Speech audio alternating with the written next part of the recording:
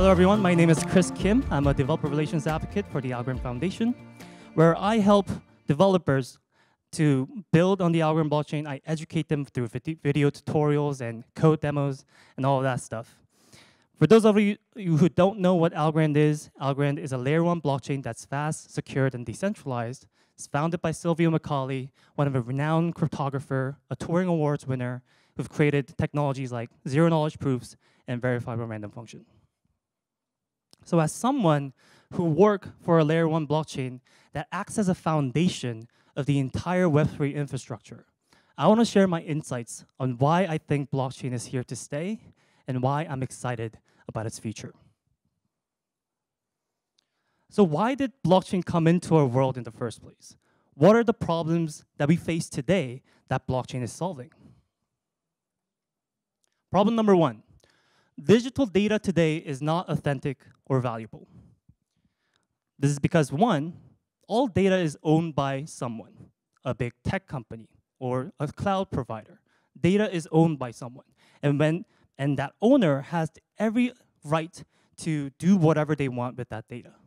They can change it, they can delete it, or they can add new data whenever they want because they own the data. So you can't know for sure whether this data is authentic. How do you guarantee that this owner didn't mess with the data? That's why we don't have any value online.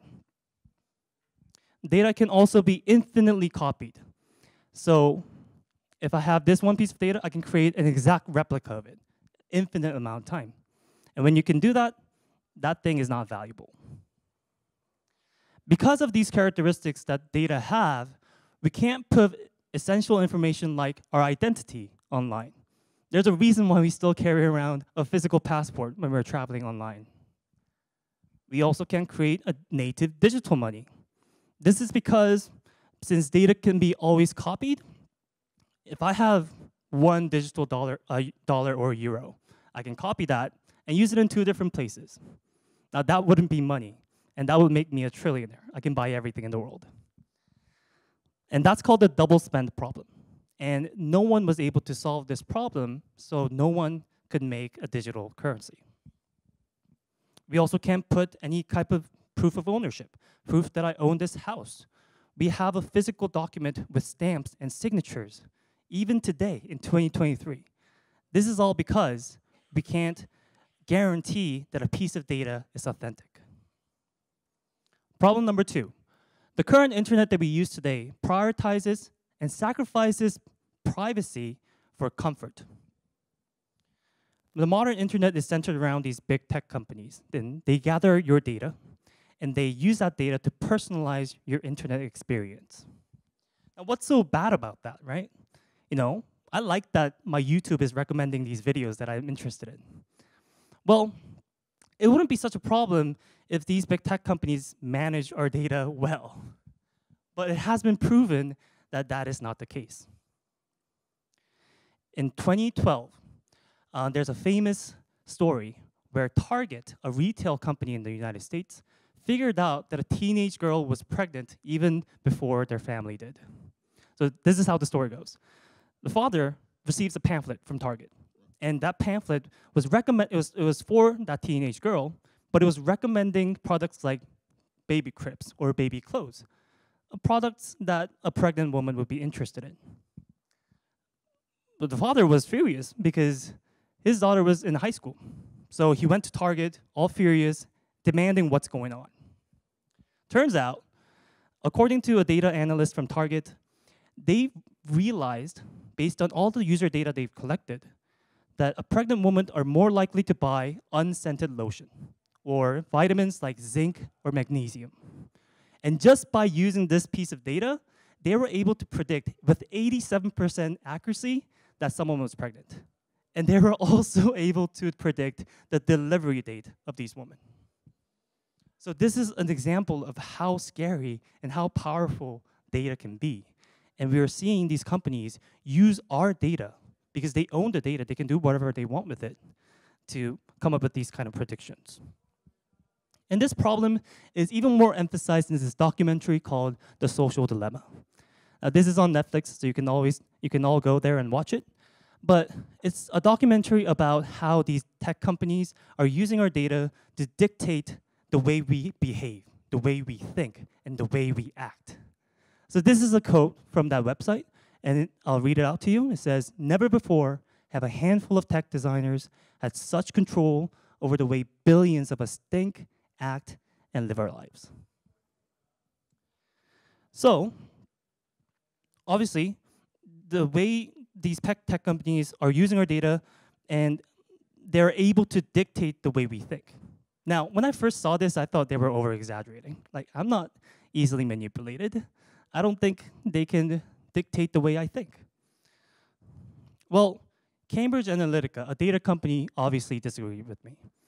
So in 2015, during the presidential US election, Cambridge Analytica collected over 50 million Facebook profiles without their consent. They created this fun game on Facebook that people were answering questions. And they used this data to create a political profile. So they weaponized the data, and they, based on their political color, what they're sensitive about, they started posting custom content, videos, that would manipulate their perspective of certain presidential candidate. So they were trying to manipulate the result of the election. What's crazy is that this went under the radar for over 3 years until a whistleblower from Cambridge Analytica came out and exposed what they were doing. So it's very obvious that our data is not being managed properly, and we have no way to opt out of the system. If we want to use internet, we all sign that user agreement, right? Well, what happens if you disagree with it? You just don't use the internet. So we're basically forced to comply to the system that we have right now. Problem number 3. The current internet, the way we store data, we store it in a centralized database. And I'm not saying centralized databases are bad. They're actually great for companies that need to quickly access data in a quick and easy way. So it's great for that, but centralized databases are not great for recording history. This is because centralized databases can always be corrupted. All the data is held in one place. One entity owns that data. So if a hacker hacks that one database, they gain access to the entire database. Centralized databases can always be modified as well because it's owned by one entity. So they have every right to change what's on there. So it really wouldn't be an accurate history when the owner can change the history and rewrite the history. So because of these problems, today, data cannot have value. Data itself doesn't have value. We also don't have control over our data. It's owned by these big tech companies. Also, these data are not stored in a secured manner. But what if I tell you there's a decentralized computer, a decentralized database that allows you to put value on digital data, allow it to have control over your own data, and also securely store these data in a decentralized manner? And the answer to that question is blockchain. So let's really dive in. Let's ignore all the noise, what's going around in this industry, but let's really understand what blockchain is on a technical level. Blockchain is a chain of blocks, like the name suggests. And each block contains a record of transactions. So it's a database in the structure of chain of blocks. This chain of blocks is managed by hundreds, if not thousands of computers all around the world. Anyone can join this network, and none of them have control over this data. They all participate in maintaining it, but nobody has control over it. Now, we have hundreds of computers maintaining this one record. Now, how do they agree on what record is true and what new data should be added to the blockchain? I have struggled, talking with friends, trying to decide what I want to eat for dinner. And I remember those conversations going for hours trying to decide. So there needs to be a way for these computers to come to an agreement. And that's called the consensus mechanism. So if you looked into blockchains before, you might have heard the terms like proof of work or proof of stake. These are all different ways these computers come to an agreement on what block to add next. Now, I mentioned that data on the blockchain is immutable. It can't change, it can't be deleted, and nobody has control over it. Now, how is this possible? Let's say I'm one of those computers in that network, and I want to change this third block and add a record that says Chris Kim receives 1 million Bitcoin so that I can become rich. I can do that because it's digital data. I can rewrite the data. So I go in, I change the record.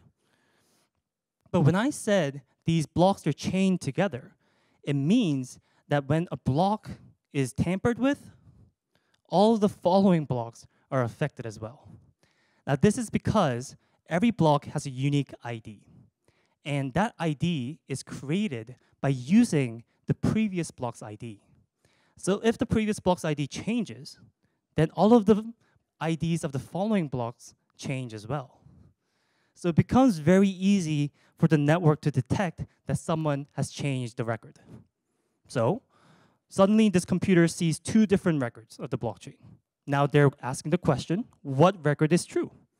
So they start comparing their own record with the rest of the network and soon realize that this one computer is messing with the blockchain. So what happens?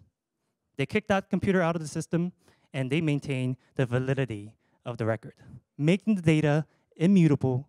No one has control over it.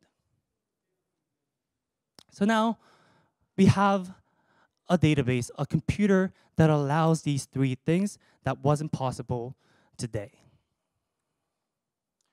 Okay, so we get that blockchain is great, but how did blockchain come into our world? What's the history for blockchain? In 1982, a cryptographer named David Chang proposed this blockchain idea. So it's actually not new. It's been around for over 20 years. But nobody used it because it was basically an inefficient database. You know, you're storing the same record in different machines. It's redundant. And it's also slow. So nobody thought to use this technology and it was forgotten for over 20 years. Until 2009, at the peak of the financial crisis, an anonymous entity named Satoshi Nakamoto created a peer-to-peer digital cash system called Bitcoin. Now, Bitcoin is the first successful digital currency. And it was all possible because of blockchain technology. Now, Bitcoin opened up some people's eyes that, oh, you can do some things with blockchain. Vitalik Buterin, he decided he wanted to have programmability on the blockchain. He wanted to create applications on the blockchain. So he created Ethereum in 2015, becoming the first smart contract blockchain out there. Now, Ethereum is great, but some of the problems it has is that it's slow. It's slow and it's expensive. So for average users, Ethereum wasn't the perfect solution for them. So now we see a collection of blockchains all have different priorities, different designs, trying to solve the scalability problem. And that's where we are at right now. Now, as time went by, there were some early use cases of blockchain. The first use case was cryptocurrency. And this is natural because people have already seen the success of Bitcoin, that Bitcoin is a success. So people knew, oh, you can create digital currency on the blockchain. So a lot of people created their own crypto. And I'm telling you, it's super easy to make your own cryptocurrency. Anyone in this room, you can look up, how do I make my own cryptocurrency? And in under an hour, you'll be able to create your own coin. I'll be able to make my Chris Kim coin in under an hour. But easy money equals dumb money. So now we see a culture of meme coins, where people started to create useless coins that are centered around a popular meme. And it was just for fun at first. But people started to buy these coins. And the price of these coins started to rise up. So now we have a culture of meme coins. After cryptocurrency, we saw a boom in decentralized financial applications. DeFi, what's cool about it is that now that we have all these digital currencies on the blockchain, they wanted to create an application that allows you to engage in financial activities using these crypto. So You can stake your coins to earn interest. You can borrow and lend money using your crypto. Now, what's cool about DeFi is the fact that it allows the unbanked, people who don't have a bank account, to participate in financial activities. Now, what's the big deal about that, right? Don't we all have bank accounts? Well, according to a recent report by World Bank, they announced that over approximately 1.7 billion people around the world don't have a bank account. That's 1.7 billion people who doesn't have a savings account to save up for their first car. That's 1.7 billion people who can't borrow money to start their own business. That's 1.7 billion people who have to rely on their cash system and most likely live in a country that doesn't have a stable financial structure. So allowing this massive people engage in financial activity is a huge thing, and there's a lot of innovation happening in this sector. After DeFi, we saw a rise in art NFTs. NFT stands for non-fungible token, and it's a form of cryptocurrency that has a unique ID, making that crypto one and only in the entire world. So some artists saw potential in this because they draw digital art, but their digital art wasn't being valued too high because it's digital, and we don't value anything that's digital, right? But they started tying their digital art to this NFT thing, and now their digital art became unique. And because now their digital art is unique, people started valuing at a higher price. And the most expensive NFT that was sold for $91.8 million. So art NFTs really showcased the potential of this technology, how you can tokenize real assets, bring them to the digital world, and value them fairly on the online space. Now, these three early use cases of blockchains were centered around money. And because of that, blockchain industry is known for its speculative culture. A lot of people who are in this industry are here to trade coins, to earn a quick buck. But it's 2023 now. What's happening now? Is it still just a speculative market that only coin traders or speculators are interested in? In 2023, we saw an explosion of real-world assets. Now, when I say real-world assets, I mean any type of physical asset that has a value.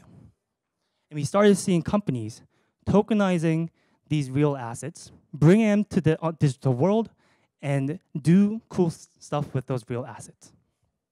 So I'm going to show you some examples of these real-world assets. There's a company called TravelX that's building on Algorand, and they're tokenizing plane tickets. So now, all of these plane tickets are in the form of NFTs. When a customer buys this plane ticket, they actually receive that plane ticket in their wallet. So it's an actual transfer. Well, we think that's already being done, right? When we buy a plane ticket on the airline. Well, if I buy something on a plane ticket from an airline company, I'm not actually receiving that ticket like we received this wristband. It was just an update in their database. That's all it happened. But now, customers are actually receiving this plane ticket, and they have every right to do whatever they want to do with this ticket. They can resell it to the airline to get a refund. They can sell it at a secondary market at a higher price if there's a high demand for this plane ticket. Or they can give it to someone as a gift, because this is an asset that the customer owns. So we're seeing a lot of innovation happening in the travel industry. Lofty AI is a company also building on Algorand that is tokenizing real estate properties. So when you bring this physical asset into the digital world, you can fractionalize them, divide them up into pieces, allowing people to own a portion of a house. So anyone can buy a house starting from $50. So this solution has made the real estate market more liquid and more accessible to everyone. Music is also being tokenized. So music is infamous for having an unfair market for the musicians. The distributors take a huge commission while distributing the music, so the musicians don't really receive that much money after they create their work. Well, what these two companies are doing, they're Oculus and A-Note Music, also building on Algorand. They are tokenizing music royalties. So what that allows is for fans to purchase a portion of the music royalties that these musicians have, allowing them to become a part of the musician's journey. So it is providing a new way for fans to support their artist and for artists to directly distribute their music without a distributor to their fans and end up making much more money because the commissions are not being taken by a middleman. We're also seeing creative solutions like AgroToken, also building on Algorand, where they're tokenizing crops for farmers. So a problem that farmers face is that they don't have any cash flow throughout the year. They only make money when they harvest the crops and they sell it. So what happens if they need money now when the harvest season is still 6 months away? Well, what AgroToken is doing is they partner with Visa to create a credit card to allow these farmers to use their crops as collateral to borrow money and use that money throughout the year. So it's fixing this illiquid problem that the farmers faced because of the pure nature of how agriculture works. Okay, so that's all cool, but you may still be asking, why should I care? Why should I care about blockchain? And that's a fair question. So I came up with a short list of what I see being done with blockchain in the near future. Now, this is a personal list that I came up based on what I know about blockchain and what I know this technology will enable. So some of these may not come to true, but just want to showcase you what I think will be possible. Shared economy. Shared economy is a big deal right now. We have companies like Airbnb, allowing people to share their homes with people. We have companies like Bolt in Portugal, where they allow people to use their personal cars to drive other people. Or people can borrow these scooters that they don't own. But the big problem with the shared economy application today is the fact that it's run by the central entity. And these central entity take a huge commission for providing this service. So as someone, let's say I'm renting a house on Airbnb. As a house owner, I'm losing a lot of the profits because Airbnb is taking half of the cut. Also, these central entities collect your data. So to use these platforms, you have to give up your data ownership. And there has been a lot of cases where these companies mismanaged your data and even used it to monetize for themselves. So what if you use a blockchain to create a decentralized platform that's not run by a central entity, but is run by the people that actually use it? And it allows people, the buyers and the sellers, to get directly connected to each other with no middleman, so there's no one taking a huge commission, and it creates this efficient marketplace for the buyers and sellers. Creator economy is another sector that's facing a similar problem. We have platforms like YouTube, Instagram, TikTok. All these platforms allow these creators to post their content online and make a living out of it. But again, these platforms are run by these companies, and they take a huge commission for providing the service, and again, you need to give up your data ownership to use these platforms. Well, you can create a decentralized platform, just like for shared economy, where you allow these content creators to directly distribute their content to their viewers, and the viewers will be able to find these content on the decentralized platform that's not run by a central entity. Remittance is another huge market that blockchain is solving. Remittance is a market where a family member goes into a foreign country and they make money there and they send money back to their home country to their family. Now, this is a huge market with over $600 billion per year. And a lot of that value is being captured by the banks that handle the transactions. And to send this simple payment internationally, it takes 3 or 5 days, business days, so it doesn't count the holidays. And you have to pay for all the banks that are included in that payment. So by the time your money gets to your family, a lot of that value is lost. Well, blockchain is solving this because blockchain has a built-in payment feature. So for example, if you use Algorand to send money Internationally, right now, it will take you 3.4 seconds for that transaction to arrive, and it will cost you less than a cent as transaction fees to send that payment transaction, all because of blockchain technology. I talked about us not owning our data, and I know I talked about it too much, but I see a near future where companies create digital identity. And inside this digital identity, it acts like a black box.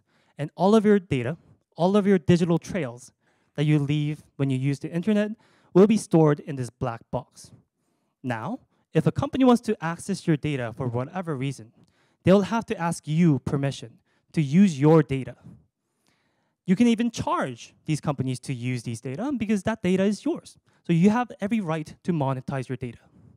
So I see a future where people are empowered to use their own data and have control over it to decide when they want to reveal this data to the world. Reduced operation cost. So if you use blockchain in the right way, you can actually reduce operation costs for your business.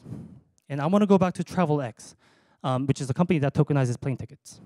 So what they did, because now these plane tickets are NFTs, and when customers buy them, it actually gets transferred to the customer, the airline no longer needs to manage all these plane tickets. All they need to do is create these plane tickets and sell them. And end of the story.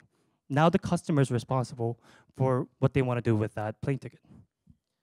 So this means the airline companies no longer need to have a robust customer support that manages all these plane tickets.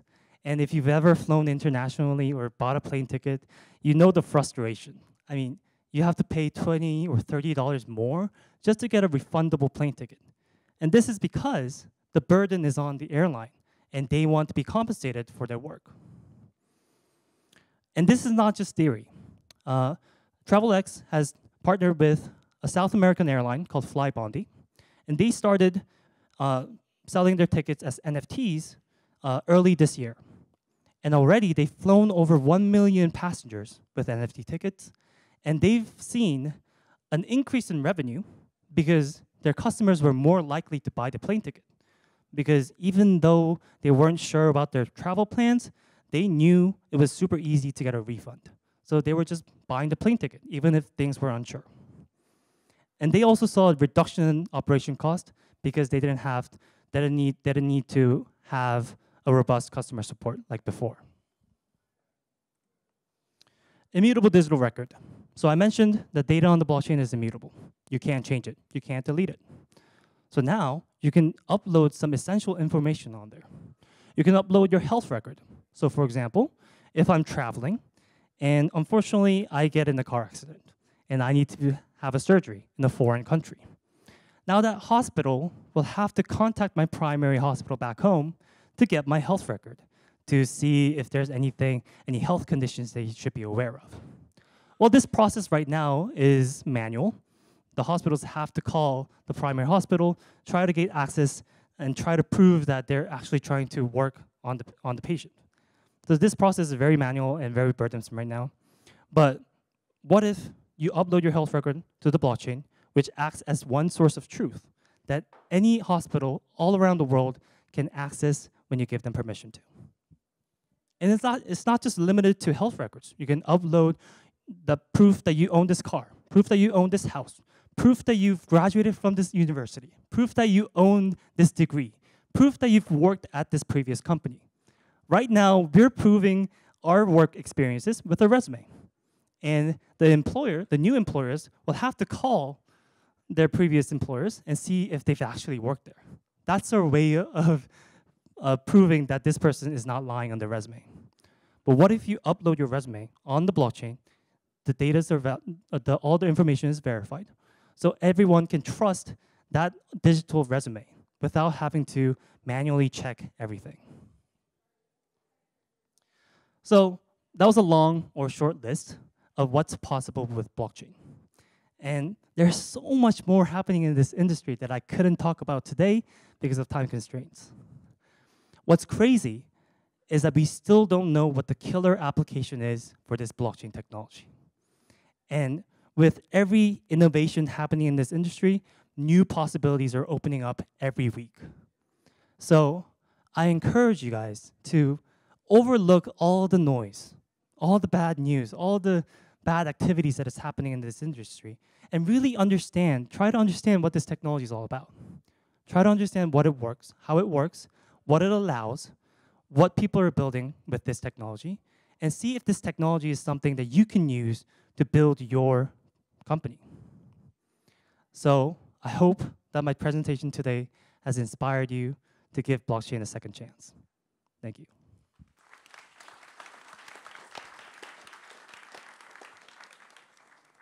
Now, if you want to connect with me after this presentation, you can scan this QR code.